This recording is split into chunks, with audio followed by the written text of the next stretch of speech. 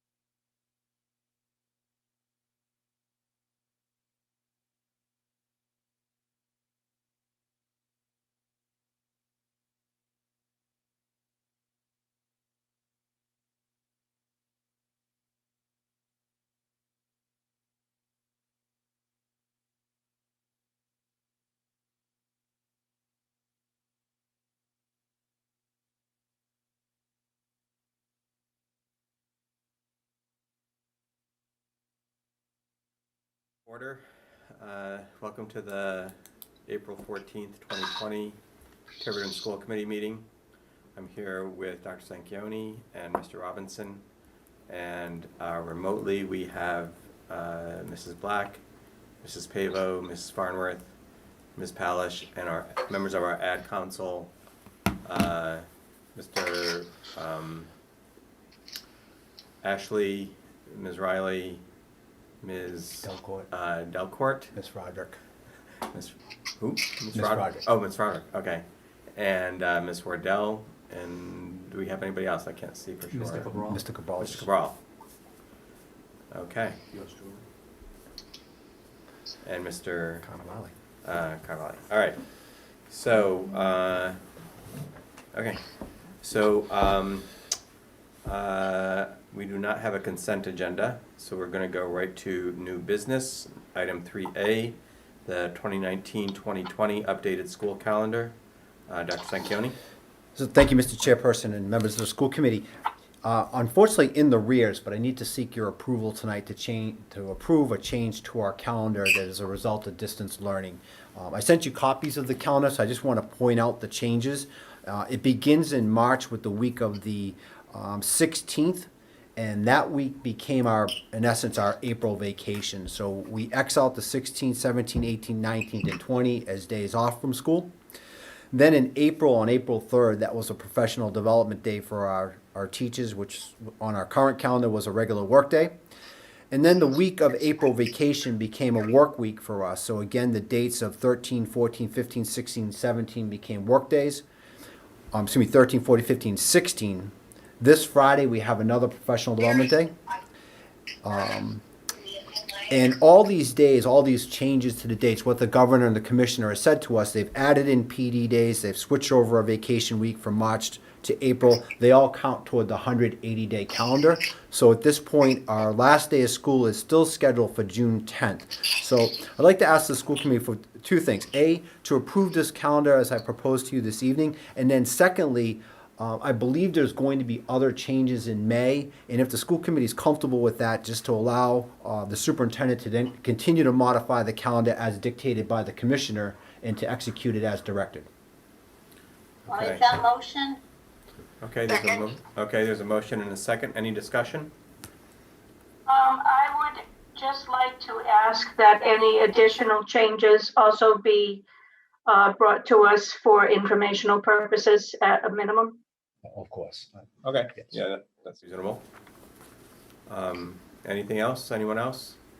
I believe. I guess you alluded to this, Dr. Sangione. It does appear perhaps that we'll be getting additional changes. I know some questions I'm getting is this, are we going to have 5-day weeks at any point, or is the commissioner perhaps looking to find ways with these professional development days to, ease the burden on everyone by having 4-day weeks?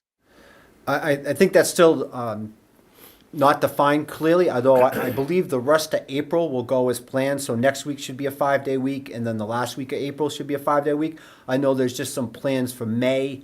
I'm hearing there might be some more professional development days, but again, nothing's been etched in stone or articulated to us what it is, just that we should plan on some other changes. Okay, thank you. And I believe we are monitoring Facebook, is that correct? All right. Any questions from the public, Ms. Delcourt? No? Okay.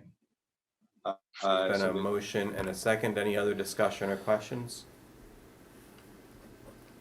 So it's getting to be a hackneyed phrase, but there's no playbook here, so I'm sure there's changes still in our future, hopefully for the better.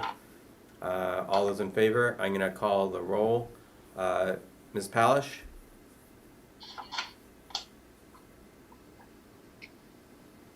Ms. Palish, you there? Yes. There we go. So you're voting yes? You're voting yes, correct? Yes, to vote. Yes. Mrs. Farnworth? Yes. Ms. Pavo? Yes. Mrs. Black? Yes. And I vote yes, so 5-0. Thank you. Item 3B, request to accept something. Wild Plant Society. Flora Rhode Island grant. I present this grant to you on behalf of Principal Craven from the middle school. The Rhode Island Wild Plant Society has awarded Tiverton Middle School a $1,000 grant for the purchase of native plants to be installed at Tiverton Middle School. So on behalf of Principal Craven, I ask you to accept this grant with gratitude. I make that motion. Second. Okay, is there any discussion? Just thank you. Yes, thank Mrs. Craven and everybody who was involved in that grant. I'm going to call the roll. Ms. Farnworth? Yes. Ms. Palish? Yes. Mrs. Black? Yes. Mrs. Pavo? Yes. And I vote yes, 5-0. Thank you. Item 4, old business. 4A, the FY21 budget. Dr. Sanchioni? Great, thank you, Mr. Chairman. And we're going to bring up some slides here to sort of take you through our current status with our FY21 budget.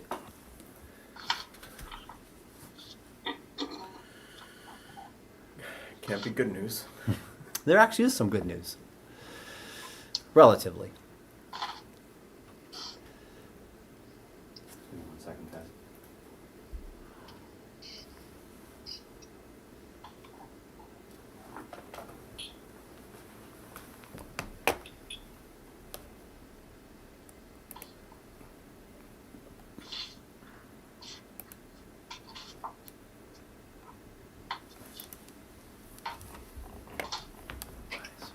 You're gonna move it forward? Okay. So you can move right to the second slide.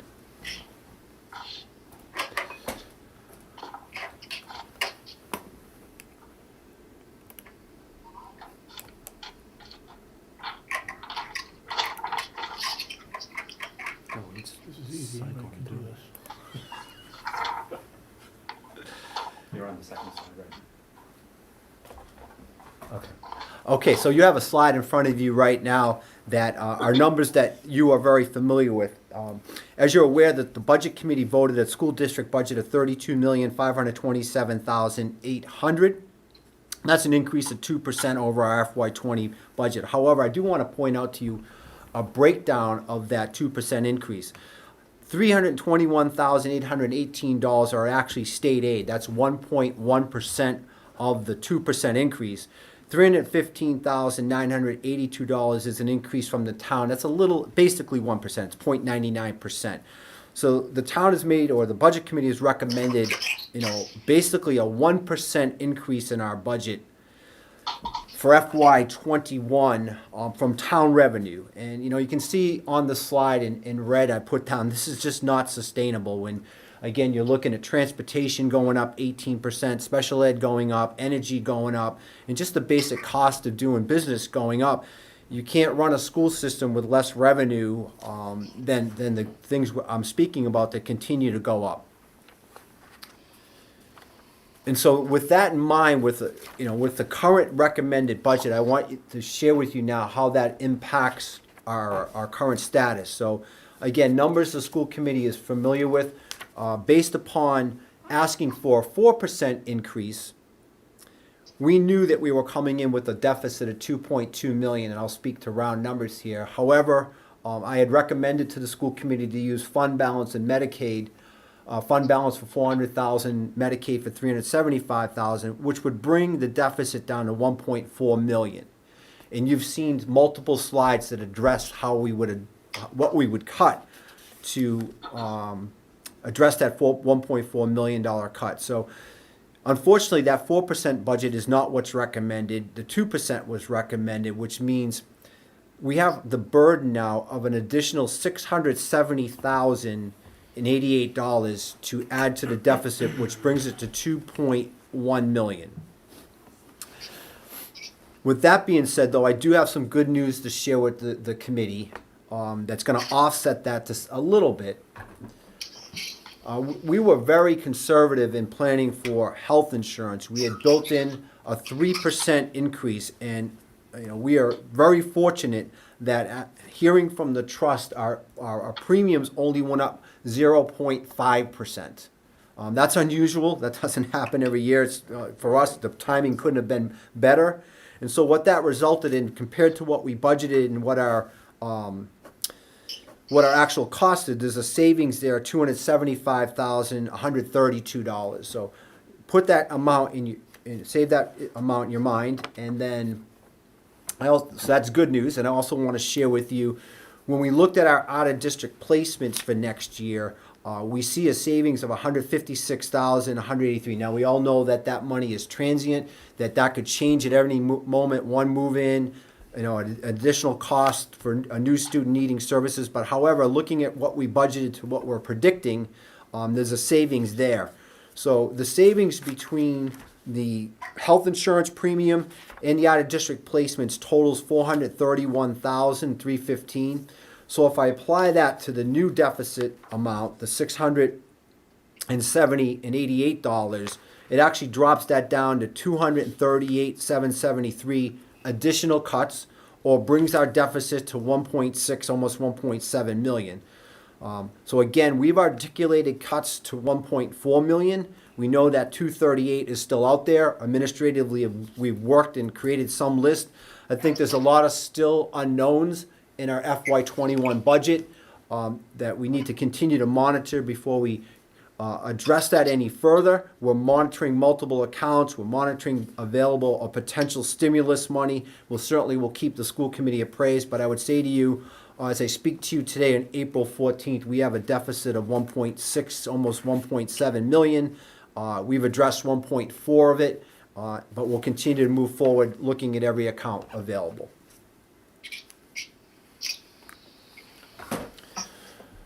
So that's the update. Yes, we're struck in silence, struck into silence.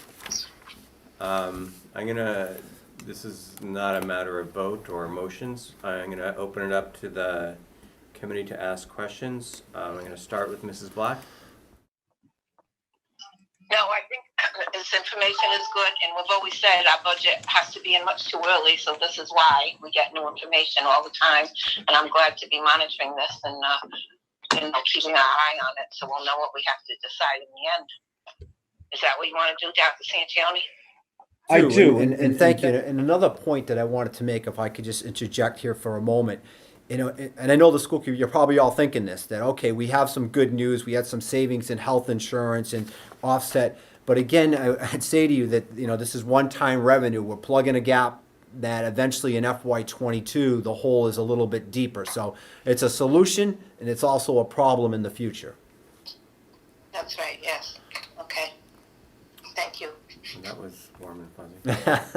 All right. Mrs. Pavo?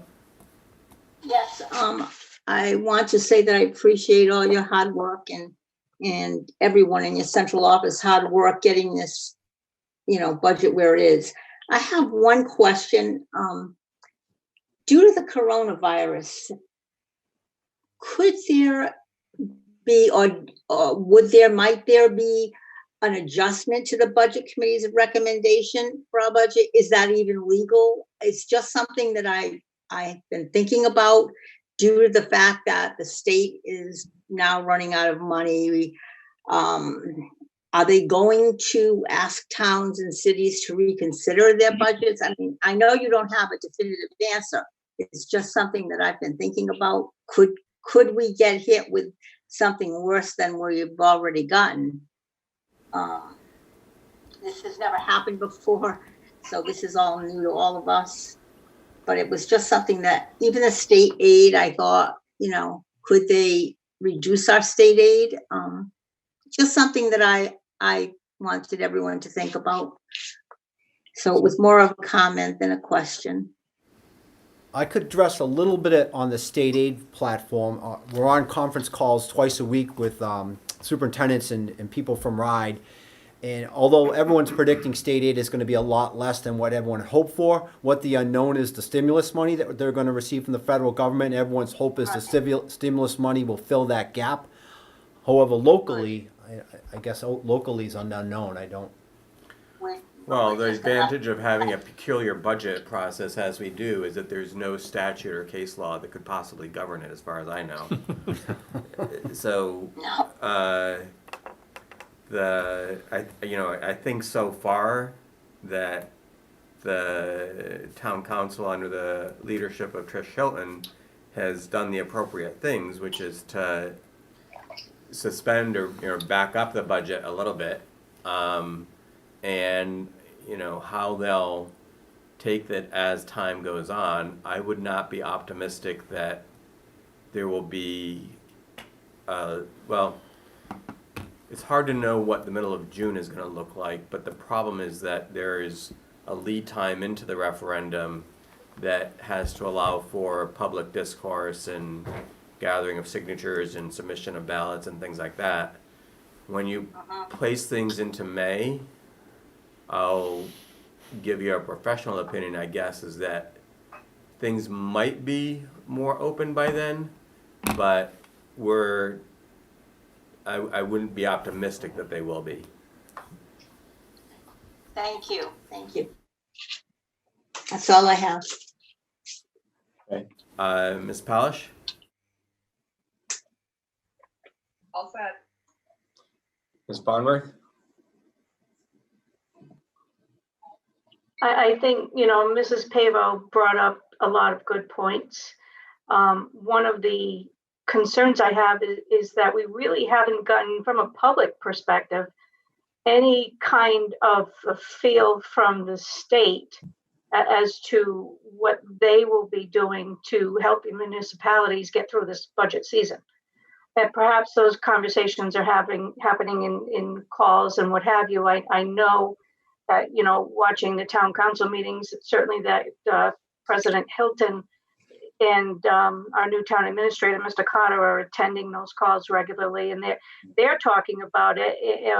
I'm just not getting any kind of feeling for where we will end up. I think we, as a school district, are really reliant upon what happens at the state level and thusly at the town level as well.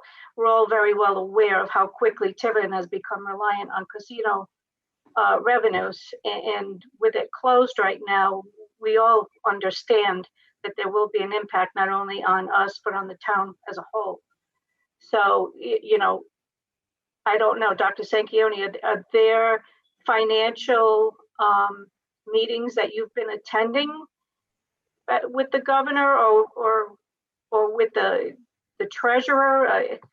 I'm still not understanding what's happening behind the scenes. Yeah, so yes, I'm on by 2 meetings a week. The governor actually joined us today. Most of the meetings are with RIDE, and finances is always a topic on our agenda, and it's just too much of an unknown. I mean, as Dr. Lotkins articulated, we know that the revenue that state and the town has is going to be reduced. The unknown is the stimulus money, and until someone gets a handle on that, it's hard to really judge impact. Is there any kind of a timeline that the state is putting out there to have communications prepared for school districts, for municipalities? They haven't articulated a timeline yet. However, they know that every school district has to have that budget balanced, certainly, as we roll into the late spring. And so they hear that from superintendents repetitively. So I think their recognition of that means that they will address it, as soon as they can with that understanding. Okay, thank you. Just watching the news, it seems like there's also going to be other actions on the part of Congress. What those actions are, when they happen, who knows? But certainly that was part of the issue last week, was that they wanted to try and channel more money to local governments and healthcare and some other things. So, and relatively conservative, small c conservative estimates I've seen are that the stimulus really needs to be about 3 times what it is so far. So we shall see, I suppose. Talking about real money now. Yeah, 6 trillion. Yeah, we could probably, get by on that in Tiverton. All right. Dr. Santioni, Dr. Locken, Yes, Mrs. Black. Dr. Santioni, were you able to get in contact with Mr. Carter yet, the new town administrator? I have not. Oh, that might be good, because he's new Yeah, in the we might role. want to reach out to him. Sure, I will do that tomorrow. Yeah. Okay, thank you. He's a good guy. Hey, he's a good guy. All right. Anything else on the FY21 budget? No, I guess we just need to be aware that as the current schedule stands, the school committee has until May 14th to submit an optional budget if it so chooses. Okay. Mind? That's good new date. Thank you, Diane. And I guess the silver lining is that we get to talk about the budget for even more weeks than we already do. So this year is really great. You Oh, want boy. to go to Julie? You have questions? Julie, are there any questions from Facebook? Ms. Delcourt? Yes, Mr. Chairman, there are 2 comments from YouTube. The first comment is from Ms. Chris saying great news about the plant grant. The next one is from Mr. Dakotas stating, Dr. Sanquioni, great news on the new savings from health insurance and placement is terrific. Might any 2020 budget savings from sports, buses, and food service be included to close the remaining gap. Don't look at me. Oh, no, I was waiting for you to recognize. Thank you, Mr. Chairman. I'm happy to take that question.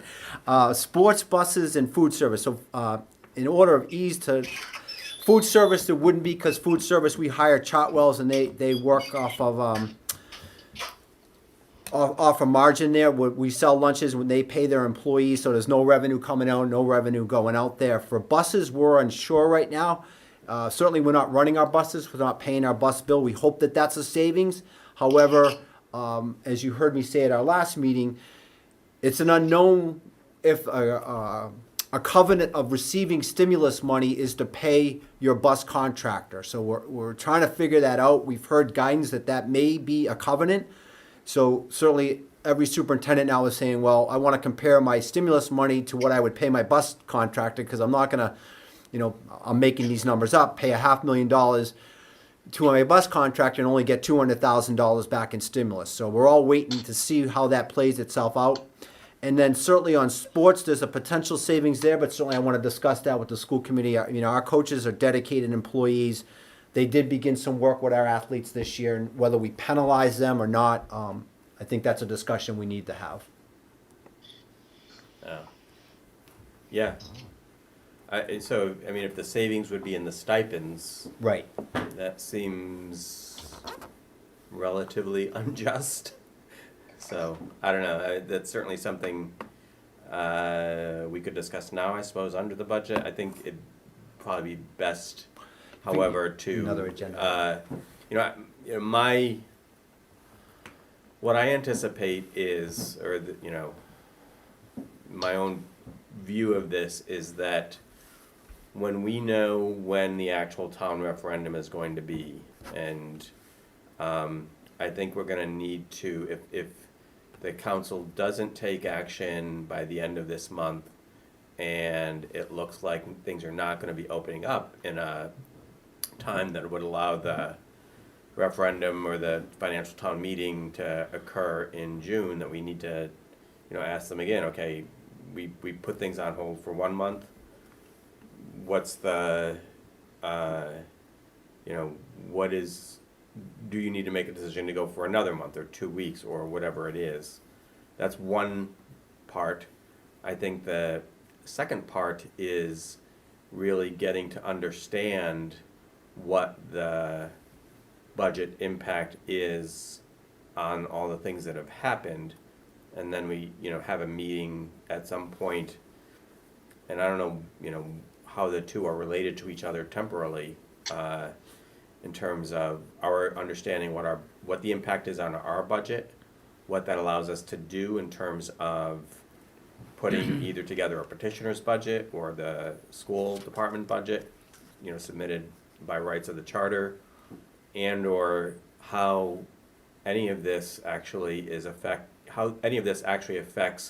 what are fairly rigid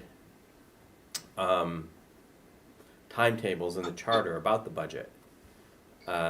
So if anything, I think we would ultimately need to ask an opinion of the council and probably of their solicitor to sort of see how they're going to approach, a budget which has essentially been suspended under a state of emergency. And it would seem that if until the state of emergency is lifted, so the governor's made several declarations and the council itself has made declarations, it would seem to me that until those things are lifted, you really can't proceed with what, with the normal function or business. And if you do, under that state of emergency, I would say any elector in this town, any citizen in this town probably has standing to bring suit, that you've proceeded,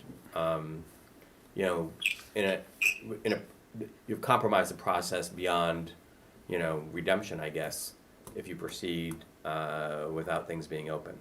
But that's a long answer, or a long opinion, but I would guess that ultimately we take up those matters once we have a clearer picture of both the town's budget process, what, if any, modifications are made to the votes already taken, and what the impact is on our fiscal situation.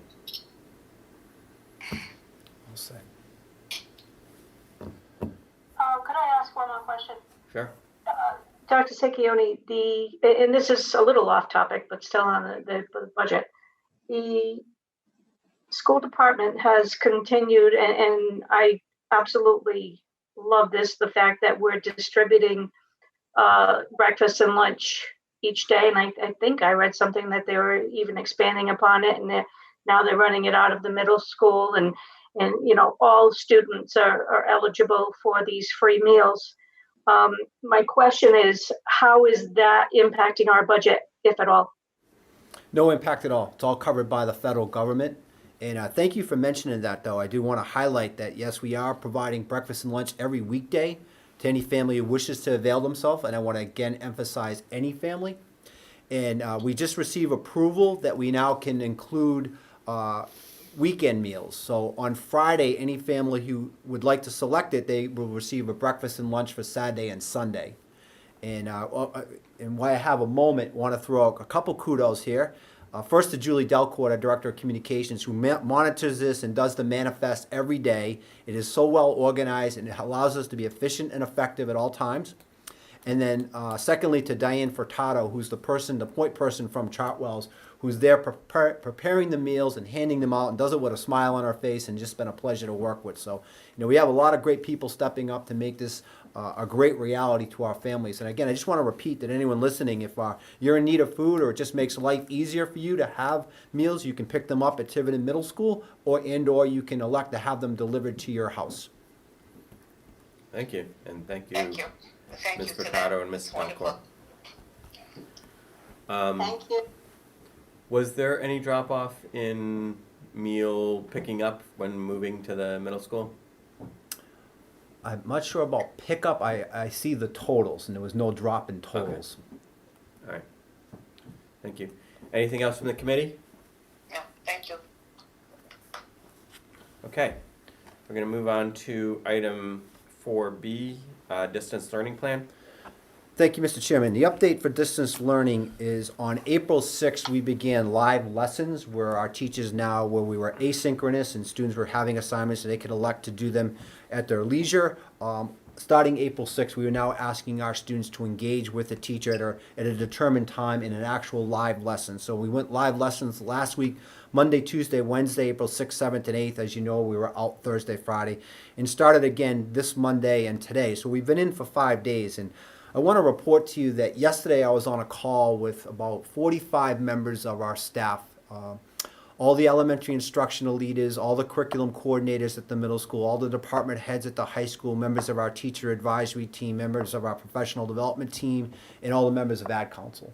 And I just need to share with you that overwhelmingly every teacher on that call, every administrator on that call was providing positive feedback. Now, it's certainly still a work in progress, but people are saying to us it's working, we're adjusting, the professional development has been outstanding. We've prepared our teachers to deliver live lessons and to deliver the curriculum online. We continue to monitor our students to a myriad of sources. We have people contacting families who are engaging, who are not engaging. Certainly our students' well-being is at the top of our priority. And I just believe that our staff has really stepped up and done an excellent job, and that testimony yesterday really confirmed that for me. Wow, great. And again, commendation to our teachers and administrators and our teacher parents. doubt. That's right. So, any other questions? I'm going to maybe call the roll. Ms. Farnworth, any questions? You caught me off guard. I know. I do. I have two questions, Dr. Secchione.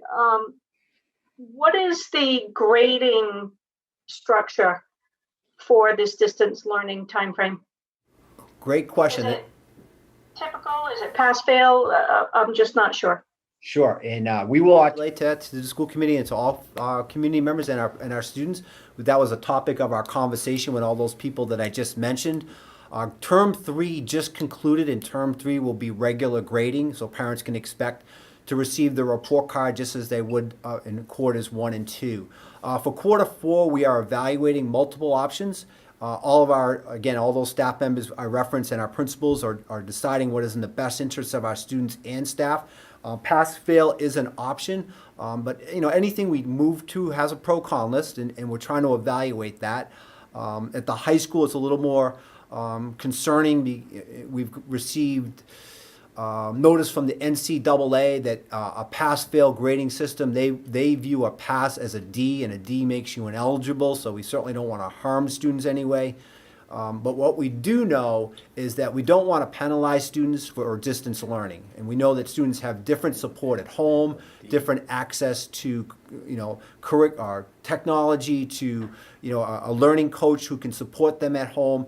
So those are the conversations we're having. It's on our agenda tomorrow for another administrative meeting, and I would suspect in another week or 10 days we will articulate specifically what grading is at the elementary, at the middle, and at the high school. And you may see a different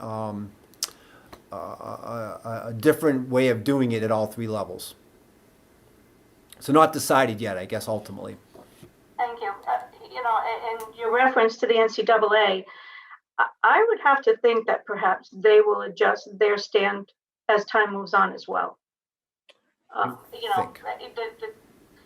The tagline we're always hearing is "We're all in this together," and that includes the NCAA too. More to come, I'm sure. The other question I have is: do you now have 100% student engagement in distance learning?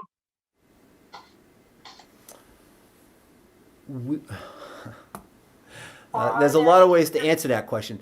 We've had 100% of our students engaged in distance learning, right? And we believe right now that 100% of our homes have access to the internet, either through them acquiring it through Cox's new program or us issuing them a hotspot. And so again, as anyone who may be listening, if you need the internet, we want to provide it to you at no cost at all. But our teachers, because we have a daily check-in, we've seen every student in the Tiverton Public Schools now check in at least as part of our distance learning plan when it started. Does every student check in every day? No, but I would relate that to like a normal school day. We have kids who are absent, who just don't participate, and we're seeing that with distance learning too. But the good thing about our program is that our SEL staff receives that data on a daily basis and is reaching out to families and students to ascertain why that is and to help bring some solutions to get them back engaged. Okay, thank you. I just wanted to make sure that you had at least had contact with each and every student. And Dr. Larkin? Yes, Mrs. Black. Dr. I want to get any correspondence that you or someone else answers it immediately, and I appreciate that for the people that do have concerns. So thank you for that, and your staff. Thank you. Okay, thank you. Mrs. Pavo, any questions? No questions. Thank you. Mrs. Palish? And Mrs. Black, any other questions? No, thank you. All right. Senior activities as a part of that? That is. As part of distance learning, and as we know, we are currently out of school until May 4th. However, every indication is telling us that it's going to be longer than that. And it may be the month of May, or it may be the entire school year, which has caused our high school administration to engage in conversations. I've had these with Principal Ashley. I know he's on the call today to speak to this about what do we do about our prom, what do we do about graduation, two key events to any senior's conclusion of 12 years in our district. We want to celebrate the hard work and the things that they've done to get to this culminative event. And so we continue to think about what options there are to have these things in some way. So I'm going to ask Principal Ashley to jump in right now and talk a little bit about the conversations he's had with his staff and some of his ideas. Yes, thank you. Good evening. So as Dr. Sanquiano spoke to, right now, technically out through early May, with that degree of uncertainty for extending beyond that, but we're absolutely committed to the graduation. That ceremony is a key milestone for our seniors, and prom, as much as we can. And so we're holding off on any final decisions in terms of the plans for those. But for prom, we've already been in contact with the host venue site and asked for them on dates later in June, depending on what the governor's office says. And so we've gotten the approval from the host site on that. And with graduation too, again, our goal is in person, like we do every year, out on the field in a great venue at 70 degrees. But we're preparing for other options if we have to. Hoping for the best there with that. It's just still an unknown Yeah. until we get. Yeah, and going back to school doesn't necessarily mean that they'll be Yes. we'll be allowed to have large events that will include various age groups. So we shall see, as with many other things. Any questions from the committee, Mrs. Palish? Pay attention.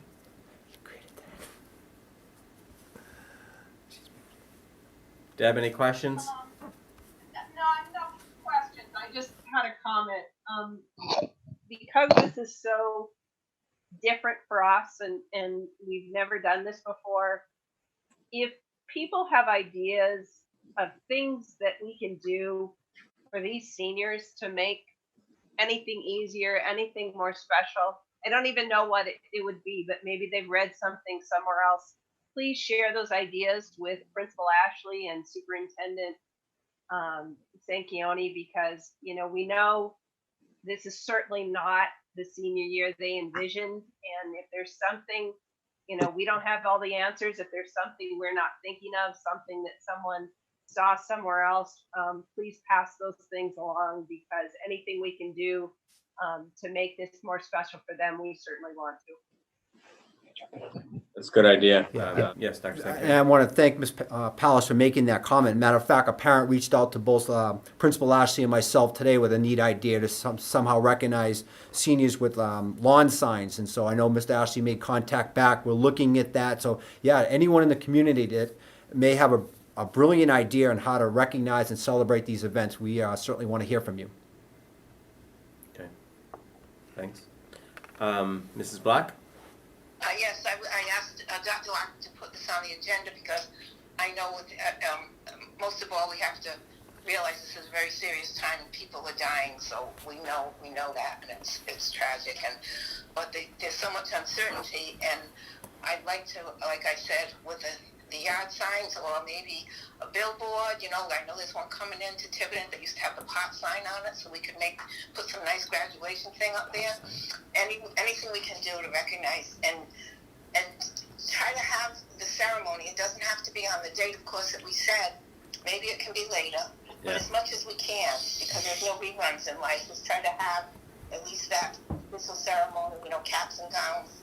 Everything else, we don't know what's going to happen, but I think we should try to think about doing that. And it has certainly, as I said, doesn't have to be on the date. It's on the calendar, even if it's in the summer, whenever. But we have to remember that these students, all of them, are going through a lot, and to miss out on that only happens once. So I know whenever a student graduates later because they couldn't graduate on time, the principal and I have a ceremony in the office and invite people, and it's meaningful to those parents that come. So I know how much it means to everybody. So I just like to keep our mind with that, and like Deb said, listen around the country what other people are doing to make it really, really special for them, because they've worked so hard. Thank you. Okay. Ms. Pavo? Yes, I have, Mr. Ashley, I have a question about senior project. I know that's not an activity, but what are we doing about senior project? Because there is interaction between mentors and students during the process of senior project, and we have to respect social distancing, but a lot of people are not in contact with one another right now. So are we doing anything? Do the students have to complete their senior projects as they normally do? Are we making some kind of an adjustment? Yes, thank you, Ms. Pavo, for bringing that question up. So you're absolutely right about the students having had interactions with their mentors, and before distance learning, most of our seniors were pretty far along with their senior project. And so they had done a lot of work.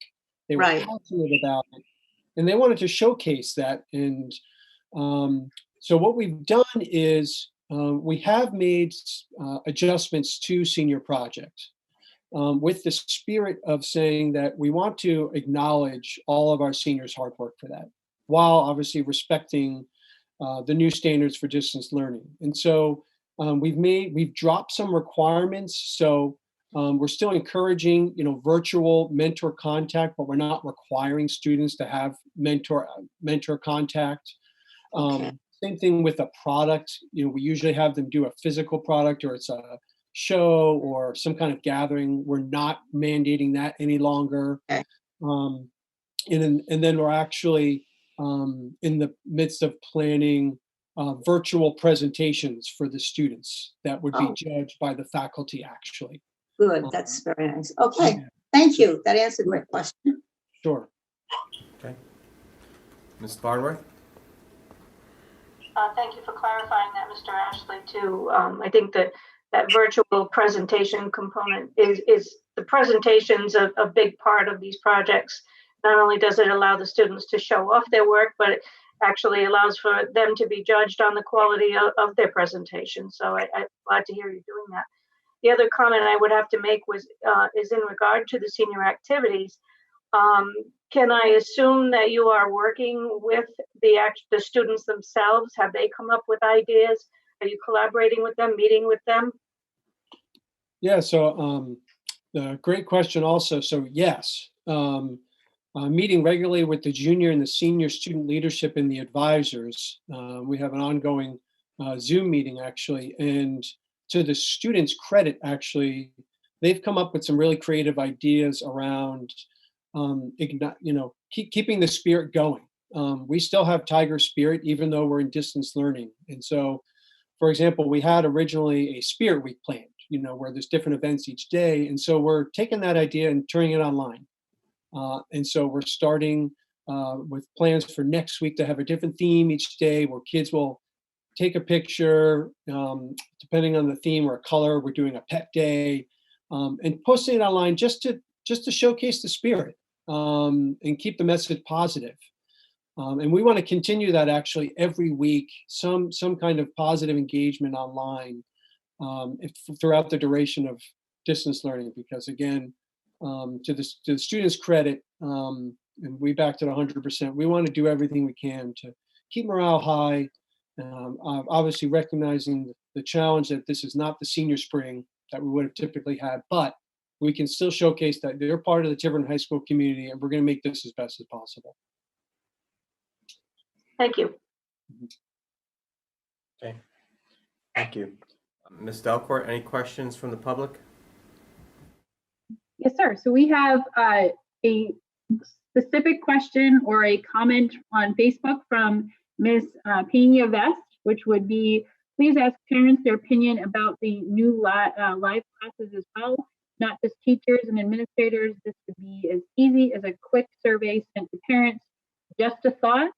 And then we also have a comment, actually a question from Ms. Chris on YouTube that is asking, yard signs, is this a profit-making venue for an individual, or can families contract with a business for a special price so more families who have seniors can participate in yard signs? She also points out it would be great if every single senior was able to have a sign. So I direct that to Superintendent Sanchioni. Great, thank you. So we just received this message today, and I just used it as an example of the community giving us ideas. We have not actually said we're going to do the yard signs, but I certainly can assure you that if it is a direction we go in, every student would be included. what was the first question? Could you repeat the first question or first comment? I'm not sure I understood everything. Sure. The first comment is again from Ms. Pena Vest. She recommends that the parents have their opinion sought after about the new live classes as well. She says not just the teachers and administrators. This would be as easy as a quick survey sent to parents, just a thought. I see. Okay. I don't have, no, we can do that. I just, it's, we put live lessons in place because we know they're a hallmark of successful distance learning. And we know that at times that could cause some stress or anxiety in the home if you've got students competing for the same device at the same time or things of that nature, which is why every lesson is recorded, which still gives every family the flexibility to access it asynchronously. And we understand that's not as good as being on synchronously, but we're trying to make this as flexible as possible. So, surveying parents is fine. Continuing with live lessons, though, is definitely going to be a direction of the Tiverton Public Schools. Okay. Yeah, I think it's always good to both hear from parents and also to solicit their opinions, as well as everybody else, because we are certainly all learning as we go along. Anything else, Ms. Stelcourt, or from the committee? No, just a quick comment of Ms. Chris thanking you for your input. Okay, thank you. So I'll finish up by saying if anybody hasn't gotten on the internet to look at some of the parody songs, you should do that very soon. I'll recommend the Bohemian Rhapsody one is the best. Although the best line was from the Adam Sandler song, who sang at one point, "I'm teaching math to my kids, and that can't be good for America." So, just somehow that resonated with me. So I'm going to ask for a motion to go into executive session at this point under Rhode Island General Law 42465A1. Job performance, character, or physical or mental health teacher, under the same statute except for Section 2, litigation, legal advice, personnel, and legal advice, litigation, collective bargaining, NEA, Tiverton. I'll make that. Is there a second? Second. Okay, I'm going to ask for a roll call. Ms. Farnworth? Yes. Ms. Palish? Yes. Ms. Pavo? Yes. Ms. Black? Yes. And I vote yes. So we are in executive session. We just need 2 minutes. Yep. So we're going to close that.